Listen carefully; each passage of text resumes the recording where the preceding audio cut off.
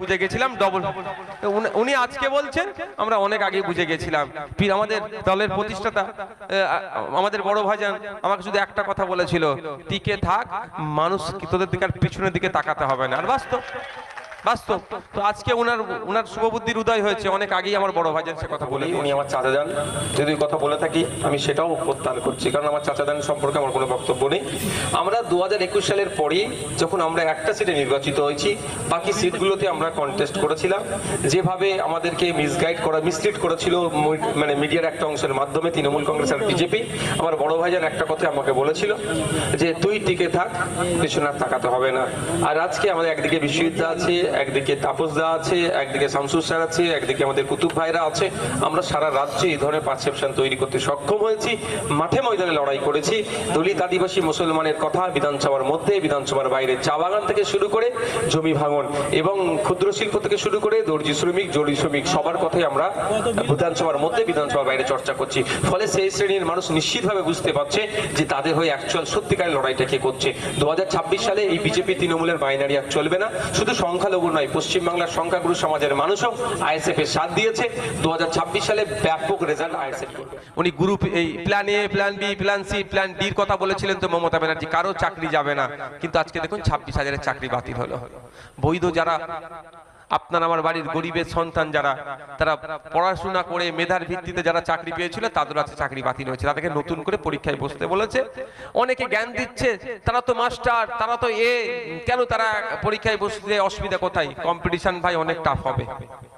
আমি volleyball player ছিলাম, এখানে অনেক ফুটবল প্লেয়ার আজ থাকতে পারে আপনাদের এখানে, ক্রিকেট প্লেয়ার, আমি ভলিবল প্লেয়ার ছিলাম।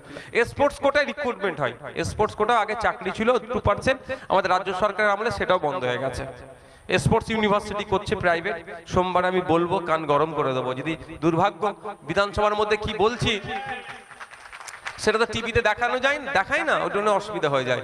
যদি টিভিতে দেখানো হতো না, আমার কদিন আগে ফুরফুরা শরীফ থেকে এক পীর সাহেব বলেছে সিটের সংখ্যা বাড়বে। আমরা 2021-এর নির্বাচনের পরেই বুঝে গেছিলাম ডবল। উনি আজকে বলছেন, আমরা অনেক আগে বুঝে গেছিলাম। পীর আমাদের দলের প্রতিষ্ঠাতা, আমাদের বড় ভাইজান আমাকে শুধু একটা কথা বলেছিল, টিকে থাক, মানুষ তোদের দিকে আর পিছনের দিকে তাকাতে হবে না। আর বাস্তব তো আজকে উনার শুভবুদ্ধির উদয় হয়েছে, অনেক আগেই আমার বড় ভাইজান সে কথা বলে দিয়েছিল। দেখ, টিভি, বিধানসভা টিভি যদি থাকতো আমি কি বলছি জানতে পারতেন, আমার এরকম বক্তব্য দিতে আর লাগতো না। ওইটাই ক্যাটিং করে আমাদের ছেলেরা মোড়ে মোড়ে লাগিয়ে আমাদের ভোট প্রচার হয়ে যেত। যাক, সোমবারে আছে একটা স্পোর্টস ইউনিভার্সিটি প্রাইভেট, তারপরে আলোচনাটা করবে। সোমবারই আমি উত্তর দেবো সেখানে। কিন্তু আমার এখানে বলার কারণ হচ্ছে আমিও ভলিবল প্লেয়ার ছিলাম। আমাদের মধ্যে থেকে যারা স্পোর্টস কোটায় চাকরি বা পশ্চিমবাংলায় রেলে, আপনার সেলে বা বিভিন্ন জায়গায় চাকরির জন্য যারা এগোতো, তাদেরকে সেই সময় আপনার কম্পিটিশন হতো। ধরুন না 5 জনকে নেবে, 50 জন তো অ্যাপ্লাই করেছে, অ্যাপ্লিকেশন তো 50 জন করেছে, তো 50 জনের রেজাল্ট যা আছে, আবার কি পারফর্ম কি করছে সেটা হতো। আমি বলছি 2010 সালে যারা চাকরি পেয়েছে স্পোর্টস কোটায়, হয়তো এখন মামলা হয়ে চাকরি বাতিল হয়ে গেছে, আবার তাদেরকে যদি বলে তোমরা আবার খেলার তোমার পারফরমেন্স দেখিয়ে ঢুকতে হবে, তাহলে আজকের দিনে যে ছেলেটি পারফর্ম করছে আর 2010-এ যে ছেলেটি পারফর্ম করছে একই হবে? কম্পিটিশনে দাঁড়াতে পারবে? সে তো আর সেই রকম জওয়ানির মতো খেলতে পারবে? তার তো এখন 40 বছরের কাছাকাছি, 32 বছর বয়স হয়ে গেছে, 35 বছর। আর একটা 18-20 বছরের ছেলে যে পারফর্ম করবে সেটা করতে পারবে কি? তাহলে স্বাভাবিকভাবে সে পিছনে যাবে। তাহলে এই যে 26,000, এরা প্রায় 7 বছর 6 বছর চাকরি করছে, এরা তো অন্য একটা ডিটেলে করছিল, সিলেবাস চেঞ্জ হয়েছে এর মধ্যে অনেক। তাহলে এরা ক্ষতিগ্রস্ত হচ্ছে। আমরা এদের পক্ষ নিয়ে যে 15,004 জন যারা আছে, রাজ্য সরকার দায় স্বীকার করে স্যালেন্ডার হোক, রিভিউতে হয়ে এদের ওএমআর শিট 22 লক্ষ পাবলিশ করুক, এবং সেখান থেকে এদের যারা বৈধপন্থা অবলম্বন করে চাকরি পেয়েছে তাদের আবার স্কুলে পাঠানো, এই দাবি আমরা করছি।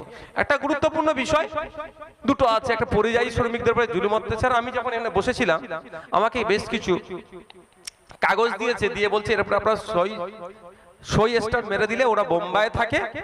এই আজকে আমি স্টেজে এসেছিল, মানে এখানে কোথাও আছে হয়তো, যে বোম্বাইয়ে থাকে, ওদেরকে তুলে নিয়ে চলে যাচ্ছে, বাংলায় কথা বলছে বলে বাংলাদেশি। তাহলে এমএলএ এর একটা ছবির উপরে সিস্টেমওয়ালা কাগজ থাকলে অন্তত সেটা দেখালে ছাড় পেতে পারে। এত তো করতে লাগতো না। ওকে বোম্বাই থেকে আমার কাছে আসতে লাগতো না। আমি 2022 সালের দিকে 22 কি 23 আমি কালকে রাত্রে আমার টিম ফেসবুকে শেয়ার করেছে, দেখো আমি একটা প্রস্তাব রেখেছিলাম, আমার আইডিটা খোলো, দেখো নিউজ ফিল্ডে যাও, আইডি খুলে নিউজ ফিল্ডে যাও, ফটাফট করে যাও। আমি বলে দিচ্ছি এখন আমি কি বলেছি আপনাদের বলবো। মানে অনেক আগেই আমি বলেছিলাম এই অপদার্থ সরকার শুধু টাকা তুলতে ব্যস্ত, ওই বালু পার্থর মতো এরা টাকা তুলতে ব্যস্ত আর হই হই করতে হারাম খেতে ব্যস্ত। আমি 2022-23-এ যেটা বলেছিলাম যদি করতো ওই ছেলেটিকে বোম্বাই থেকে এখানে আসতে হতো না। বোম্বাই ওকে পুলিশ ডিস্টার্ব করলে ওখানে আমাদের অফিসার থেকে ও কি সমাধান করে দিত।